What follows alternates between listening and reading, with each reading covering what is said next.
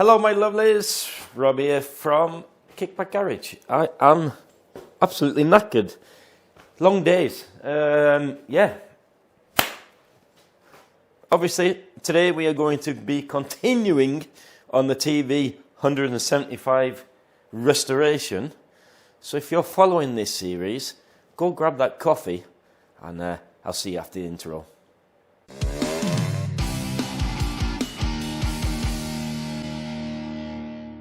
So I think today the plan of attack is I want to fit the wiring loom. I have this item from BGM. Very nice, by the way. I fit this on the Series 1. I like these. Nice supple wires. And once I fit the wiring loom, what I do with the wiring loom, just you've probably seen this before on some of my other videos, but if you're new to the channel, then you wouldn't know. But with the wiring loom, I tend to start with the back for the backlight, because then you know it's long enough. And I just tape it with some masking tape loosely, so that I've got the possibility to move it around, juggle it around, so everything lines up properly. And once I've done that, it is a little bit of a faff, and fit the backlight maybe straight away. I have bought the BGM LED. This is the way I like to set them up. LED on the back, halogen bulb on the front. That means that it pulls so little power, the LED rear light, that you get proper front light. And here in Norway, we have got daylight running laws, so they're on all the time. And that's good for reliability too. So once I've done that, I think I will do the cables. Bought these from BGM. I believe these to be some of the best on the market. The nice thing about these, you don't actually have to cut them and solder them. They're perfect size, which is great, isn't it? It saves a lot of faffing around. If you really want to go to town, I installed last year. I installed their new what's it called? Is it silk liner or something like that? They're braided cables. They're just fantastically very, very good. They are actually better than the MB ones. Talking from experience there. So, and what I do with the cables, I think before I fit any, let's go and have a look at the other side. As you can see, BGM exhaust is there. I really want to ask Hans what he's painted that with, because this is one that was untreated, and Hans has painted it. It's quite a shiny, metallic, heat resistant paint, that is. It was quite nice. And once I've fit the rear brake cable, I will and the cables and fasten them down loosely. If I've got enough energy, I would like to plug in the BGM Vape system that I've fit on this. If you want to know how to fit the BGM Vape system, then I'll put a link in the top corner there on how I fit those. I quite like them. I like the colours on them. I do modify the wiring slightly, just so that it makes it a little bit easier if I need to take the engine in and out of these. And because I'm the only mechanic really in the whole of southern Norway, I get all these back again when there's something goes wrong or they want some maintenance. So it just makes my life easier on myself. Right, let's get cracking. Okie dokie, that's the wiring loom. Loosely fit with some zip ties, just so I can line it up and everything's okay. Isn't it funny? Come up here. Where are you? There you are. Isn't it funny? This has been on the stand for a month, and I've just lowered it down so I can get to the cables here. And isn't it funny that when you lower them down, they just suddenly vanish? It looks so small because it's been up here, even though I've got two to compare it to. It was just really odd. Anyway, I want to show you a little bit wobbly cam. It's going to be one of those wobbly cam days. So what have I done, sir? Yes, I have made a wiring loom. Not a wiring loom, an earth strap. Let's lower you down there. And quite handily in the BGM wiring loom, you get some extra outer wire this like grey wire, so that it looks semi-original. I know they used to have like a braided strap here, but I just used normal wires. That I do that on all the builds. So that is going to go there. And I have drilled out these holes from, I'm not sure, they're really, really tiny, but you have to do this on all Series 2s. Drilled out these holes to 6mm so that I can fit the bracket. One of these. This is not Scooter Loopy John, which is what I'm used to, but I think it'll do. It's just a case of being able to buy stuff from Germany, from the same shop, so I save a bit in postage. But this is the TLD one, and I'm trying to figure out how to fit the vape system on this, sort of in between, because I get like really bored. I start doing something. I fit, obviously you might be able to see it here, I fit the rear brake cable there, and I'm using the quick release type from BGM. And then I fit the wiring loom, and then I did the earth strap. I fit the rear light, which is nice, and the it's a bit of a fiddle to get the wires through the little grommet in the frame when you've got the mud guard in on a Series 3. I imagine on a Series 2. I imagine it's the same on a Series 3. It's been a while since I've done one of those. But I'm just sort of plodding along here. One nice little thing, one nice little touch. Oh, God, wobbly cam. Still got lots of shit on the floor, you see. One nice little detail is that this scooter actually had the anti-rattle washers and springs in the levers. So what I'm doing now is I am fitting the front brake. The horn, very annoyingly, the horn does not fit on the bracket. Oh, God. One annoying thing is, and this, I've had this on all the scooters, I'm really not sure why, but this is apparently, is supposed to be able to fit Series 1 and 2, but the holes don't correspond with the holes on the bracket. I think these fit the newer types, the one that's got the little square and the bracket on. So the older, the newer Series 2s have those, the same as the Series 3s. But yeah, so that's a bit annoying. But what I remember what I'd had to do last time, I sort of bent out these arms so that they were flat, cut it off, drilled another hole, and just bolted them in there. So that's another, it's just, these small jobs, it takes such a long time. So yeah, I think I will proceed with fitting the front brake. And I really like these BGM cables because they come with, you know, the little nipple on the end here, so that they don't bind or anything. They're proper swivel nipples. And this is the wrong cable, Rob. Why did you put that in there? I have no idea. Obviously the one with the roundy bit on the top. This is a gear wire. Oh well.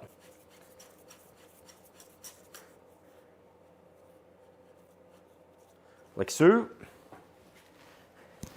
Then this sort of crosses over, if I remember rightly. It goes under the bracket, over on the left-hand side here.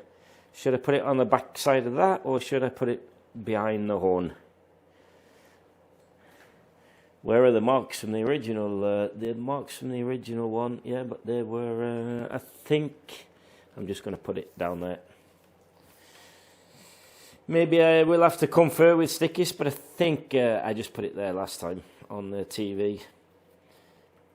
Here's my bracket that I welded. There you go.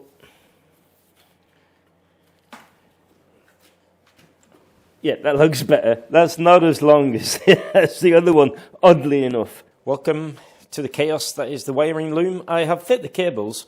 I'll give you a look on the other side.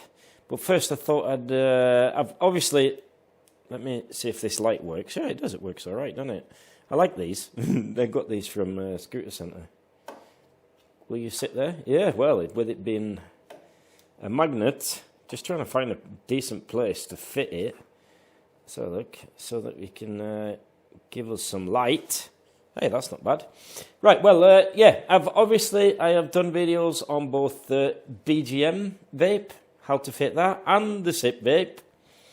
and it really is quite easy to fit if you can read the instructions. The BGM instructions are a little bit better than the SIP ones.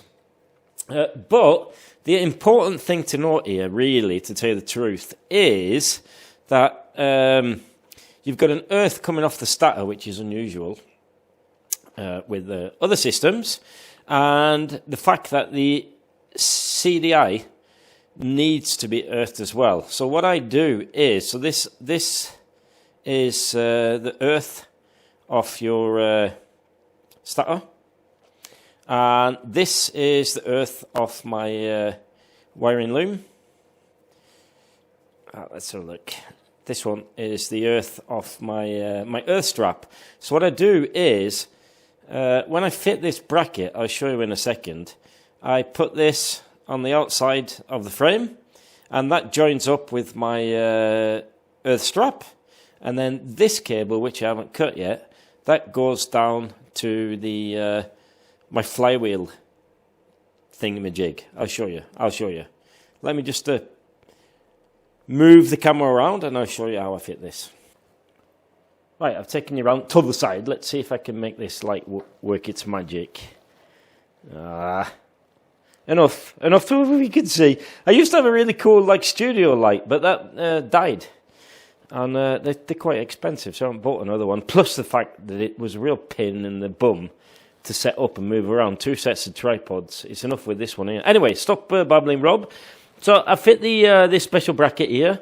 I actually prefer the Scooty Luke Pigeon one because it comes with loads of hex bolts. I think they're nicer than these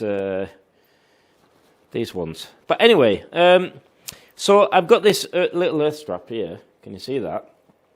This one goes off the backlight and off the frame. I will tuck this up under there, like so.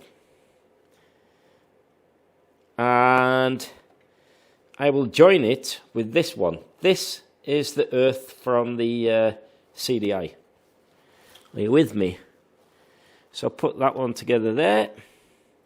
And I'm not sure if you can see it. I've actually rubbed the frame bare metal there, so that I know that I've got a good earth. The interesting thing is, on the trip to Oslo, me and Sebastian had last year, it lost that screw. So I always use Loctite. But even though that screw had fallen out, because it was a good earth on both the motor and, it's boots and braces, this is, a good earth on both the motor and on the frame, it didn't actually stop. So I just tightened that down and off we popped. But yeah, use Loctite on those.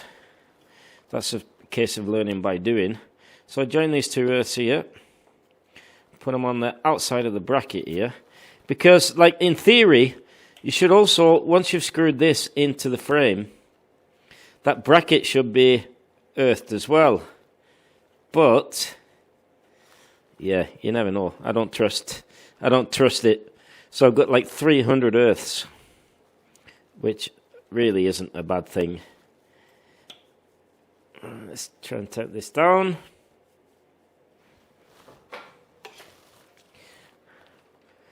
I don't know. I think this looks pretty neat, but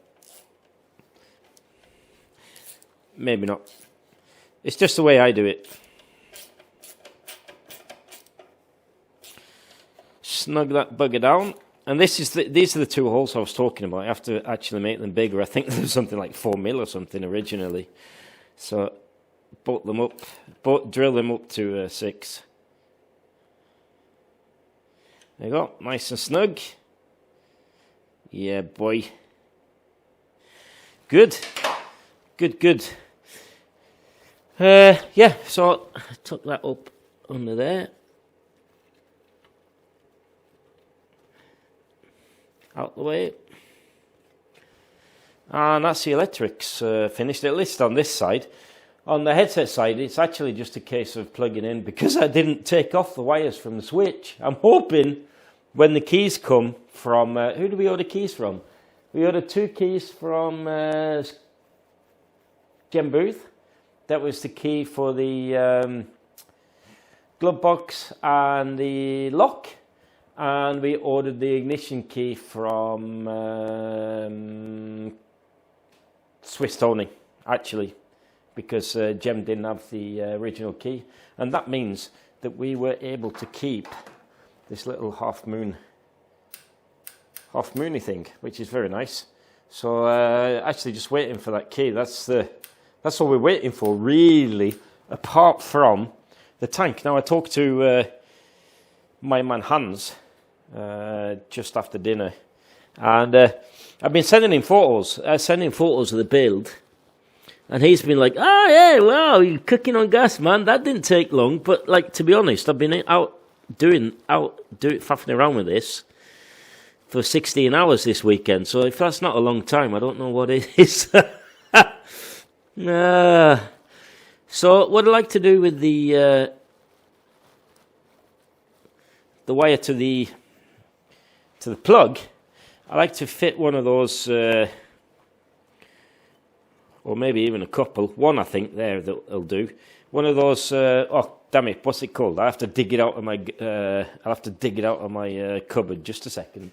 This is what I'm talking about. These little things, just to secure it nicely to the frame, so it doesn't rattle around and rub itself down.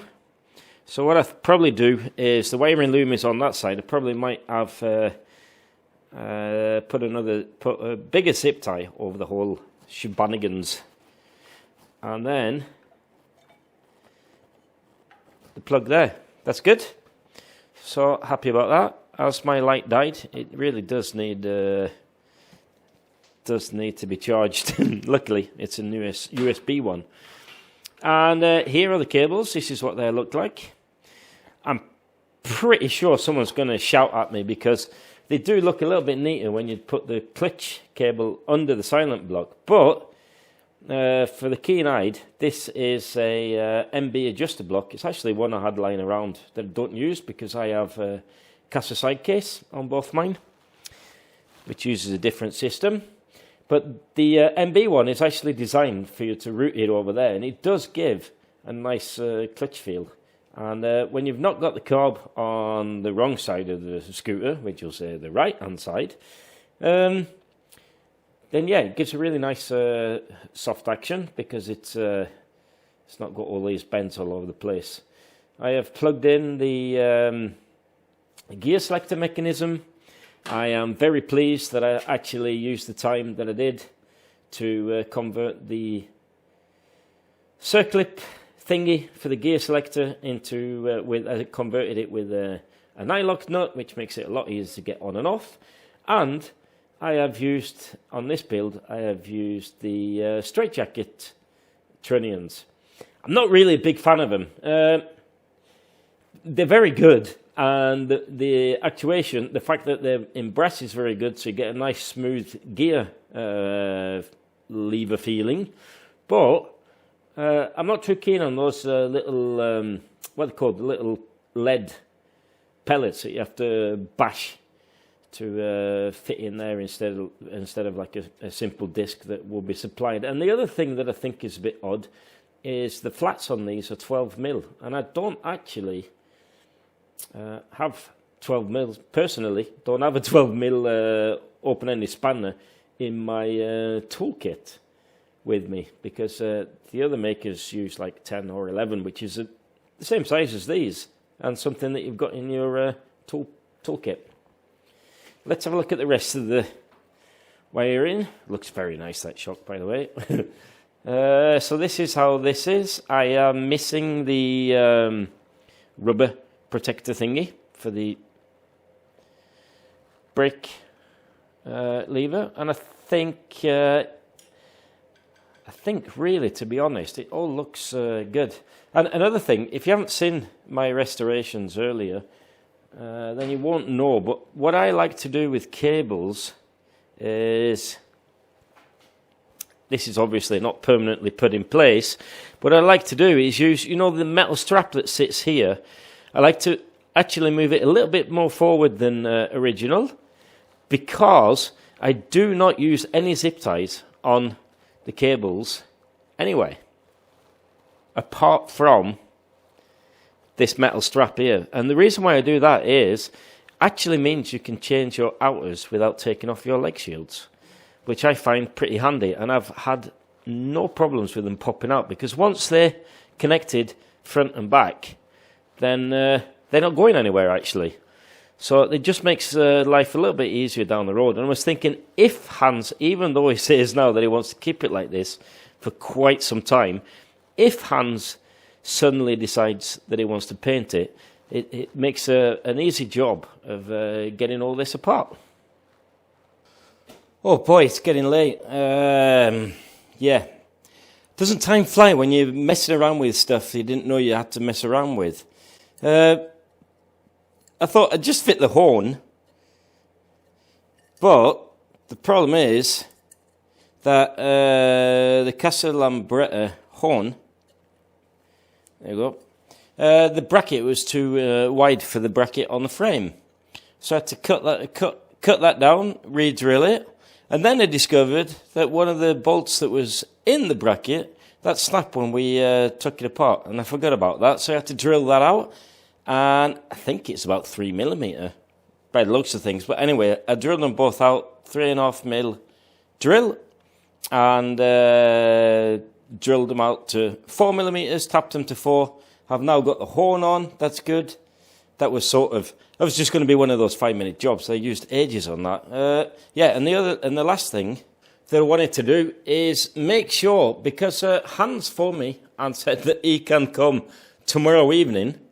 And if there's anything I need a little bit of help with, which would be nice, is actually fitting the leg shields. Because now that all the cables are in place, we can do that. But I wanted to make sure that this aftermarket brake pedal light switch would work. Because some of them just don't. But, yep, that looks good. So that's brilliant. I think that's about right. Yeah, it's lined up on there, so I think that's going to be all right. And the rubbers, obviously, I actually have a little bit of space I can move it down. Problem is the last ones I fit been a right nightmare. Another thing I did, the last thing I did, was fit the wire to the brake pedal. Now, obviously, I'm going to have to take the brake pedal off again, but I find it a lot easier fitting it loosely like I've done now with the dingly spring, and fitting this cable at the front. I have not attached the quick release part on the rear, because these are really fiddly to aim to get through the bolt when the leg shields are on. So what I'll do tomorrow when Hans comes is take off these. I'm just keeping them on there just so that I know that they're where they are. So I'll take off the washer and this, and I've also got a fat wire grease nipple to fit on the end there, and I'll fit all that assembly on when the leg shields go back on. Right, so that's it for tonight. Hopefully I should be able to get this video published pretty quick. It's just been such a long weekend, and I really feel I've not done anything, but I have really. I've sorted out the handlebar, the wires, the cables, everything's plugged in, the vape is plugged in, loads of little niggles. I put the toolbox in, as you can see, cheeky little kickback garage sticker. I had one left, I found one lying around. Then when Hans comes for the tank, we can fit the tank and the petcock. There was something I was waiting for. Yeah, we can't start it though. Unless we bypass the green, that is, because we're still waiting for the key, for the lock, for the ignition key. But another couple of nights, and we should at least have this built. And the panels still need sorting out. I need to take out the levers are really, really stiff, and one of them is stuck. So maybe we'll mess about with, we'll see. We'll see. It's getting late. Anyway, I love you and leave you. Don't forget, if you want to support the channel, give me the old thumbs up. Do the old subscribe. If you want to support it properly, you can be a member. And I love you and leave you, and see you all in the next one. Ta-ra!